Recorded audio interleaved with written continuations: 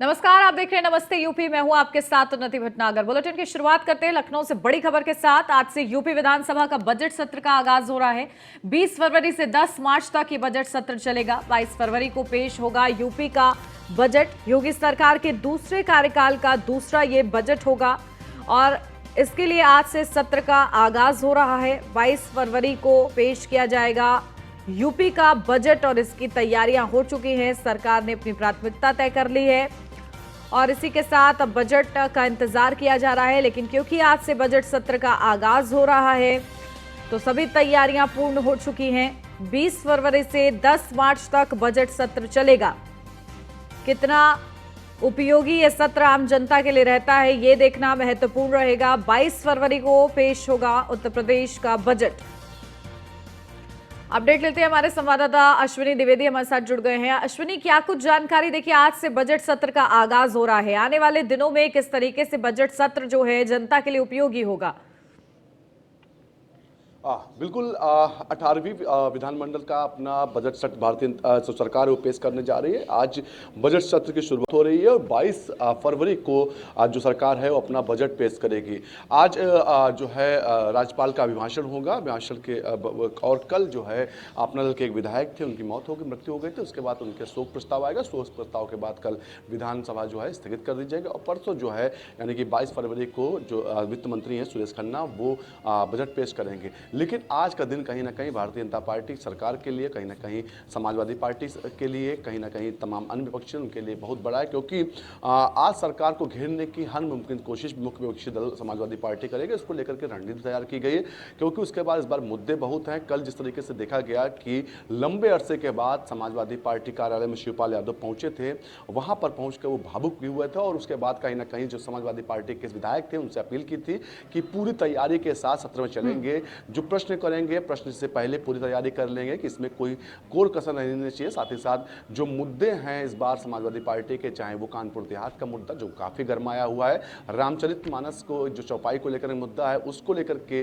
भी जो है समाजवादी पार्टी कहीं ना कहीं विरोध कर सकती है। तमाम चाहे बेरोजगारी हो, चाहे महिला सुरक्षा हो, तमाम मुद्दे जिनको लेकर के सरकार को घेरने की पूरी तैयारी में समाजवादी पार्टी। वहीं सरकार भी अपने जो लोक कल्याणकारी बजट को पेश करके कहीं ना कहीं आज जो समाजवादी पार्टी विपक्षी पार्टियां हैं उनको घेरने की कोशिश करेगी।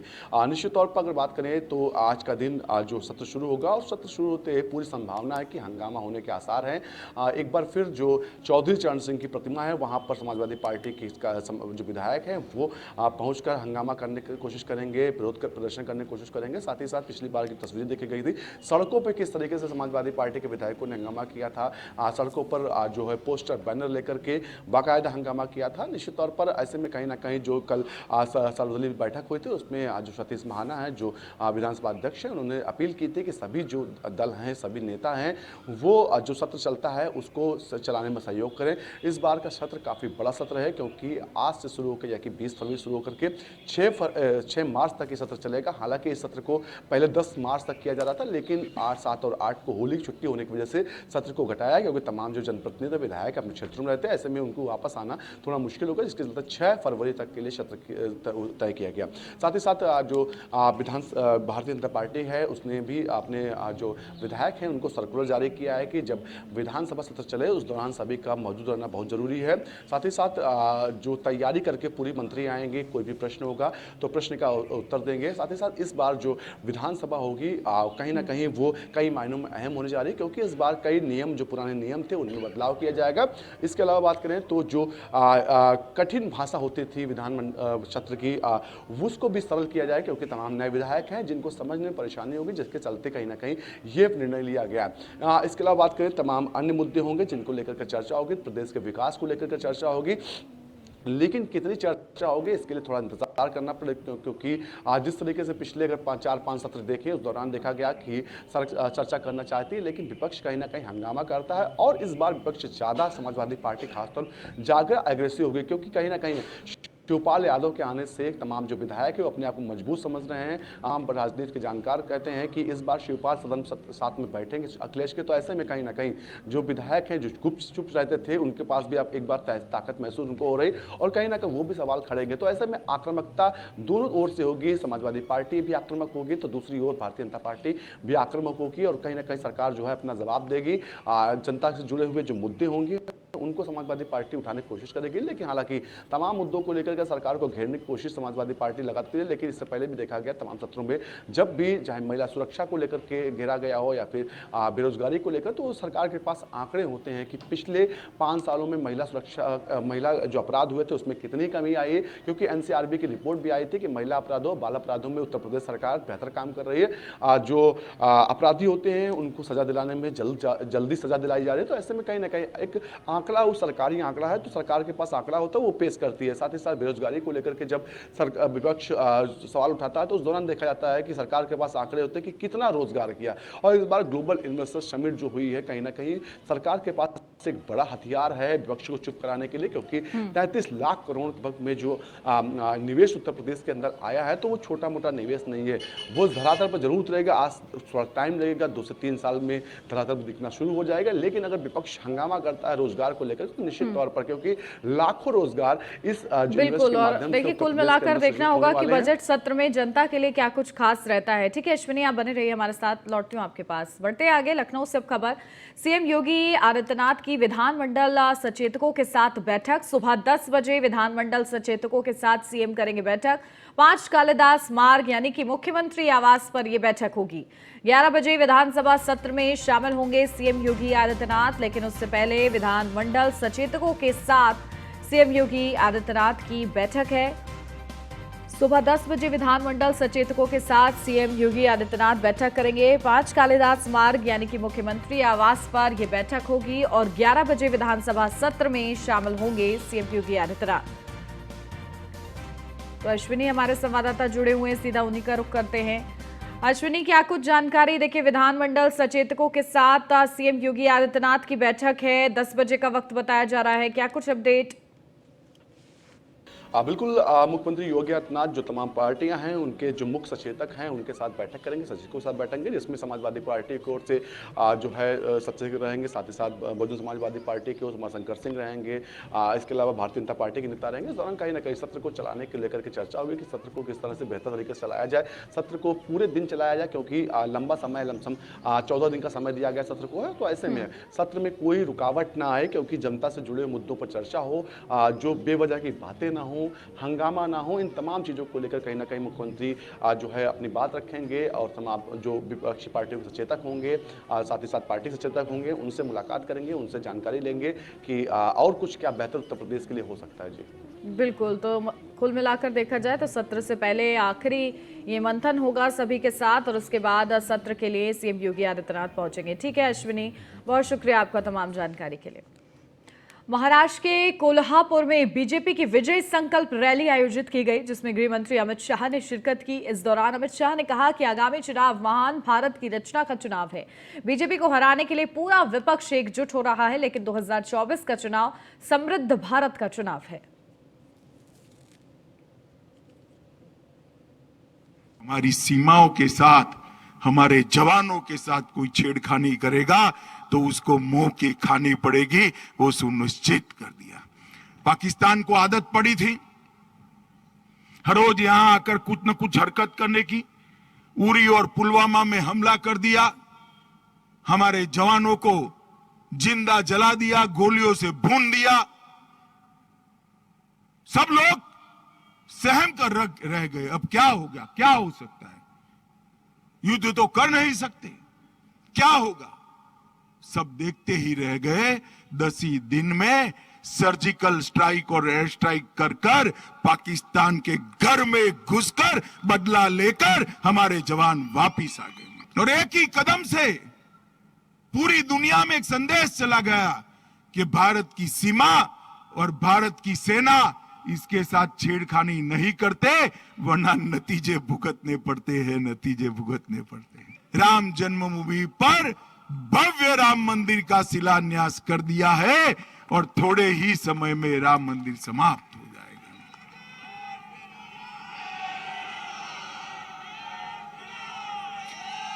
और खाली राम मंदिर नहीं, औरंगजेब ने तोड़ा हुआ काशी विश्वनाथ का कॉरिडोर नया बना, उज्जैन में महाकाल का कॉरिडोर बना,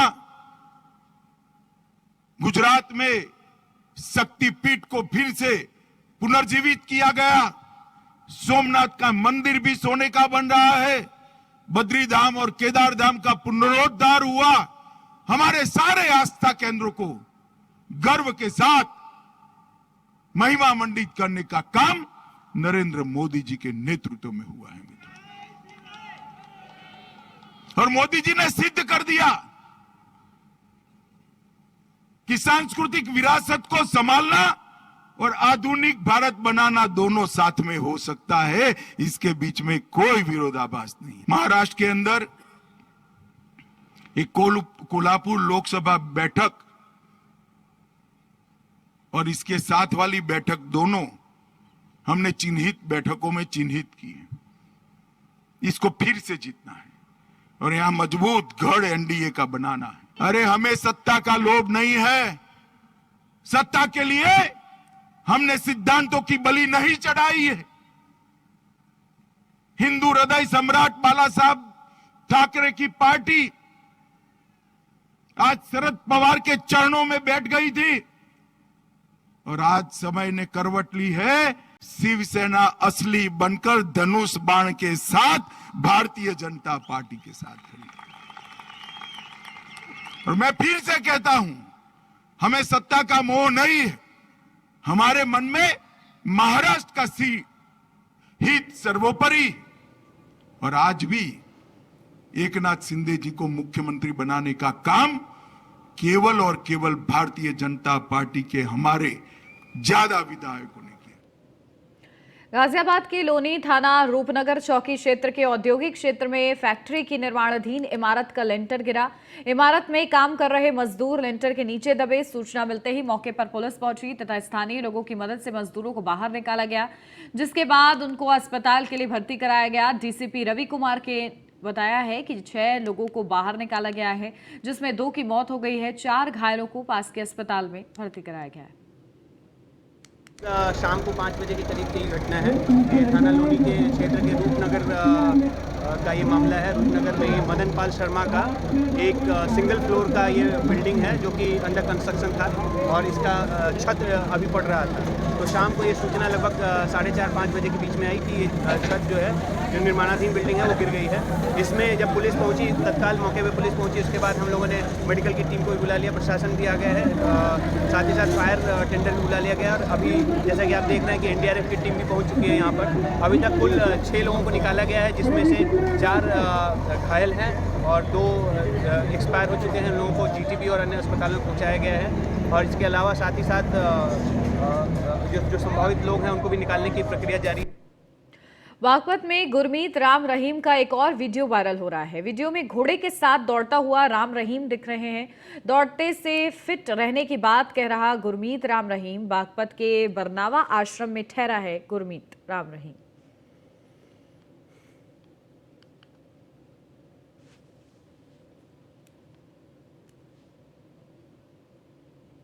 मेरठ के पल्लवपुरम में अवैध रूप से रास्ते का निर्माण कर रहे बिल्डर का विरोध करना बीजेपी नेता को उस वक्त भारी पड़ गया जब बिल्डर के सुपरवाइजर ने अपने साथियों के साथ मिलकर बीजेपी नेता पर जानलेवा हमला करते हुए अपहरण का प्रयास किया। ये पूरा मामला पल्लवपुरम स्थित फेस 1 का है। दरअसल फेस 1 निवासी गौरव मलिक एडवोकेट और बीजेपी के महानगर मंत्री हैं। गौरव मलिक का आरोप है कि शील कुंज कॉलोनी के बिल्डर पल्लवपुरम फेस 1 में रास्ते पर अवैध रूप से निर्माण कर रहे हैं। रास्ते को लेकर पहले से ही 2 पक्षों में विवाद चल रहा है। वहीं अवैध रूप से निर्माण की जानकारी शनिवार को बीजेपी नेता को मिली तो बीजेपी नेता ने घटनास्थल पर पहुंचकर अवैध निर्माण रुकवाने का प्रयास किया। इसी दौरान बिल्डर के सुपरवाइजर शरण सिंह ने अपने साथियों को लेकर बीजेपी नेता पर जानलेवा हमला कर दिया। मेरठ से एक दिल दहला देने वाली वारदात सामने आई है, जहां एक प्रेमी प्रेमिका को परिजनों ने गोली मार दी है, जिससे प्रेमी की मौके पर ही मौत हो गई, जबकि प्रेमिका को गंभीर हालत में अस्पताल में भर्ती कराया गया है। बताया जा रहा है कि प्रेमिका से घर मिलने प्रेमी शुभम पहुंचा था। इसी दौरान प्रेमिका के परिजनों ने दोनों को आपत्तिजनक हालत में देख लिया। इस दौरान परिजन अपना आपा खो बैठे और दोनों को गोली मार दी। वहीं दोनों को गोली मारने का आरोप प्रेमिका के भाई, पिता और अन्य सदस्यों पर लगा है। फिलहाल घटना के बाद मौके पर पहुंची पुलिस और फॉरेंसिक टीम मामले की जांच में जुटी हुई है। ये पूरा मामला थाना जानी के एक गांव का बताया जा रहा है। थाना जानी के अंतर्गत पेपला गांव पड़ता है। यहाँ पर एक युवती का जो घर है, इस घर के अंदर एक युवक का गोली लगा हुआ शव मिला था। युवती के जो परिजन है, जब उन्होंने के द्वारा कहा गया जब घर पे है तो युवक का जो शव है वो वहाँ एक कमरे में पड़ा हुआ था। साथ ही साथ जो युवती है उसकी भी सीने में गोली लगी हुई थी। युवती के जो परिजन है वो युवती उस वक्त तक उनके द्वारा कहा गया कि जिंदा थी, तो उसको लेकर सुभारती हॉस्पिटल गए जहाँ उसकी मृत्यु हो गई है। इस प्रकार से जो युवती के घर पे ये घटना घटित हुई है और इसमें अलग अलग तरह के तथ्य इसमें निकल के आ रहे हैं। इसमें पुलिस की हमारी जो फॉरेंसिक टीम है वो पहुंच रही है और इसके आधार पर पता चल पाएगा कि ये घटना किस तरह से हुई है। मौके से एक अवैध तमंचा भी बरामद हुआ है। साथ ही साथ इसमें हैंड वॉश और GSR टेस्ट भी करने जा रहे हैं, जिससे कि पता चलता है ये गोली किसके हाथ। अमरोहा में अवैध तमंचा के साथ युवकों को पकड़ा गया। ग्रामीणों ने हथियारों के साथ युवकों को पकड़ा। तमंचा कारतूस की पेटी के साथ वीडियो बनाया। ग्रामीणों ने वीडियो सोशल मीडिया पर वायरल किया। ग्रामीणों ने पूरे मामले की पुलिस को सूचना दी। आदमपुर क्षेत्र के गांव पांडली का ये पूरा मामला बताया जा रहा है।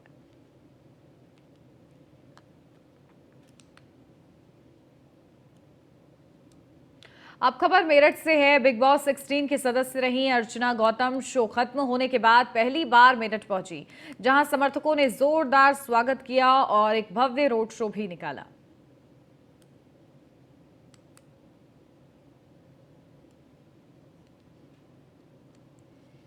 आगरा में सिलेंडर में आग लगने से बड़ा हादसा हो गया। आग लगने से 2 महिलाओं की जलकर मौत हो गई। एक युवक गंभीर रूप से घायल हो गया। अस्पताल में भर्ती। शादी समारोह में खाना बनाते समय यह हादसा हुआ। मौके पर पहुंची पुलिस इस पूरे मामले की जांच कर रही है। सिकंदरा के सुंदरवन कॉलोनी का ये पूरा मामला बताया जा रहा है। आग बुझाना आया, आपने आग बुझाई? कितने लोग झुलस रहे थे आग में? आग में कोई नहीं था, सब बाहर थे, गेट के बाहर। आग में कोई नहीं था तब कोई नहीं उस था। टाइम पे। हाँ, लेकिन अभी तो पता चला है कि 2 लोग मृतक हैं इसमें। नहीं, 2 तो मृत्यु हुई है जी। 2 मृत्यु पहले हुई है। आपसे पहले हो चुकी हैं। मेरठ में 7 साल की मासूम बच्ची के अपहरण मामले में हड़कंप मच गया है। मासूम बच्ची घर से 200 मीटर दूर गई थी, जिसके बाद संदिग्ध स्थिति में गायब हो गई। घटना परीक्षितगढ़ थाना क्षेत्र के नारंगपुर गांव की है, जहां क्रेशर पर काम करने वाले दंपत्ति की 7 साल की मासूम बच्ची अचानक गायब हो गई। बताया जा रहा है कि बच्ची घर से कुछ सामान लेने के लिए दुकान तक गई थी, लेकिन बच्ची काफी देर बाद भी घर नहीं लौटी, जिसके बाद पुलिस को सूचना दी गई। वहीं पुलिस पिछले 12 घंटे से सर्च ऑपरेशन चला रही है। उसके बाद भी पुलिस के हाथ खाली हैं। पहले थाना परीक्षितगढ़ में नारंगपुर गांव से एक 7 साल की बच्ची शिवांगी लापता हो गई थी। इस संदर्भ में पुलिस लगातार सक्रिय रूप से काम कर रही है। जो भी संभावित स्थान हो सकते हैं, जो भी आसपास के गांव हैं, सब जगह तलाशा गया है। उसके पंपलेट लगाए गए हैं और डॉग स्क्वाड इन सब की मदद ली गई है। सर्विलांस का भी सहारा लिया जा रहा है। इसके अलावा ड्रोन के माध्यम से भी हम लोग आसपास के खेतों वगैरह में दिखवा रहे हैं। अभी तो पुलिस पूरी कोशिश कर रही है और गाँव परिवार की मदद के माध्यम से भी काफ़ी सहयोग मिल रहा है। तो घर से कुछ दूरी पर बच्ची गायब हुई है। मेरठ का ये पूरा मामला है। 12 घंटे बाद भी पुलिस के हाथ अभी तक खाली हैं। परिजनों का बुरा हाल है। लगातार वो गुहार लगा रहे हैं कि जल्द से जल्द सकुशल उनकी बच्ची को बरामद किया जाए। बच्ची के अपहरण से हड़कंप मचा हुआ है। बताया जा रहा है कि घर से कुछ ही दूरी पर बच्ची गायब हो गई, जिसकी सूचना पुलिस को दी गई है, लेकिन 12 घंटे बीत गए हैं सूचना दिए हुए। बावजूद इसके पुलिस के हाथ अभी कुछ भी नहीं लग पाया है कि कौन अपहरण करता है, कहां वो लेकर बच्ची को गए हैं। पुलिस फिलहाल अभी तलाश कर रही है इस पूरे मामले में और बच्ची के सकुशल बरामदगी के लिए भी प्रयास किया जा रहा है। और अब खबर गाजियाबाद से है। नाबालिग बच्ची ने फांसी लगाकर आत्महत्या कर ली। नाबालिग बच्ची ने आत्महत्या से पहले सुसाइड नोट लिखा। नाबालिग बच्ची ने आत्महत्या की सूचना पुलिस को दी। सूचना मिलते ही पुलिस जांच में जुटी। शुरुआती जांच में आत्महत्या के कारणों का पता नहीं चल पाया था। रात 10 बजे थाना इंदिरापुरम पर एक सूचना प्राप्त होती है कि सेक्टर 3 में रहने वाली एक 15 वर्षीय बच्ची ने आत्महत्या कर ली है। तत्काल इंदिरापुरम पुलिस मौके पर पहुंचती है और शव को कब्जे में लिया जाता है। बच्ची ने फांसी लगाकर आत्महत्या की है। साथ ही एक हमें पत्र भी प्राप्त हुआ है, उसकी गहनता से जांच की जा रही है और इनके आत्महत्या के कारण अभी स्पष्ट नहीं हो पाए हैं। पुलिस सारे एंगलों पर जांच कर रही है। परिजनों से तहरीर प्राप्त कर उचित वैधानिक कार्रवाई की जा रही है। प्रातः 10 बजे तो नाबालिग बच्ची ने फांसी लगाकर आत्महत्या की है। सुसाइड नोट भी लिखा है, जिसके आधार पर पुलिस इस पूरे मामले को समझ रही है। फिलहाल इस पूरे मामले में शुरुआती तौर पर आत्महत्या के कारणों का पता नहीं चल पाया था।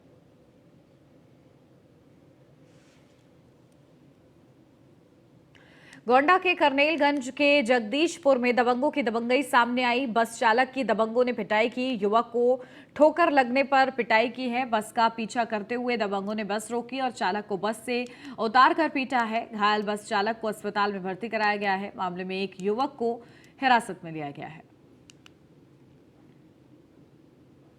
अवस्थी नाम है, बस कंडक्टर है। 41 टी 0151 बाराबंकी डिपो की गाड़ी है। लखनऊ से हम लोग गोंडा बलरामपुर जा रहे थे।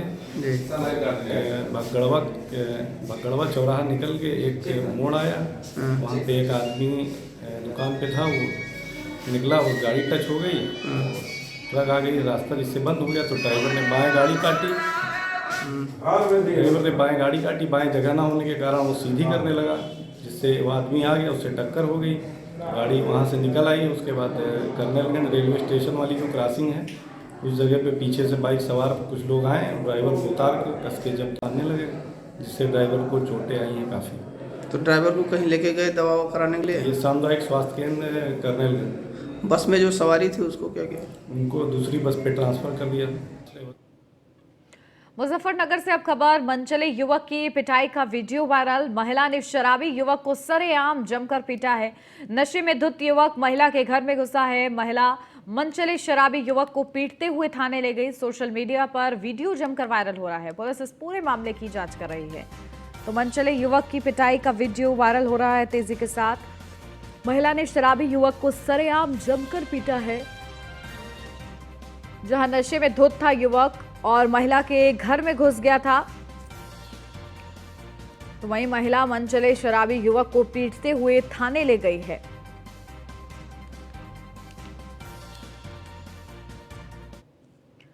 बलिया से अब खबर, सड़क बनाने के नाम पर घोटालेबाजी की जा रही है। स्पेशल रिपेयर वर्क के लिए 60 लाख रुपए आवंटित। पैसे का खाना पूर्ति कर डकारने में ठेकेदार और अधिकारी जुटे हुए हैं। खराब सड़क निर्माण पर बोलने से कतरा रहे हैं अधिकारी। NH 31 से महरेव गांव तक 3 किलोमीटर तक सड़क का मरम्मत कार्य हो रहा है। निर्माण खंड लोक निर्माण विभाग बलिया द्वारा सड़क का निर्माण किया जा रहा है। तो किस तरीके से घोटालेबाजी की जा रही है, खस्ता हाल ये सड़क है और इसमें अधिकारी भी कुछ भी बोलने से बच रहे हैं, क्योंकि अधिकारियों की मिलीभगत सामने आ रही है। स्पेशल रिपेयर वर्क के लिए 60 लाख रुपए आवंटित किए गए थे। आखिर ये रुपए कहां गए, जब स्थिति ज्यों की त्यों ही है। पैसे की महज खाना पूर्ति कर उसे डकारने का काम अधिकारियों की तरफ से किया जा रहा है। खराब सड़क निर्माण पर बोलने से भी बचते अधिकारी नजर आ रहे हैं। बलिया से पूरी खबर है, जहां ग्रामीणों में आक्रोश है।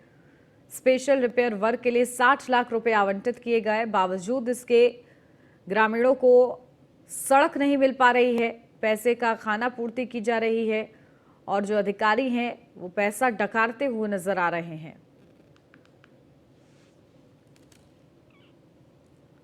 और इसी के साथ इस बुलेटिन में बस इतना ही। खबरों का सिलसिला आगे भी जारी है। आप बने रहिए न्यूज़ 1 इंडिया के साथ।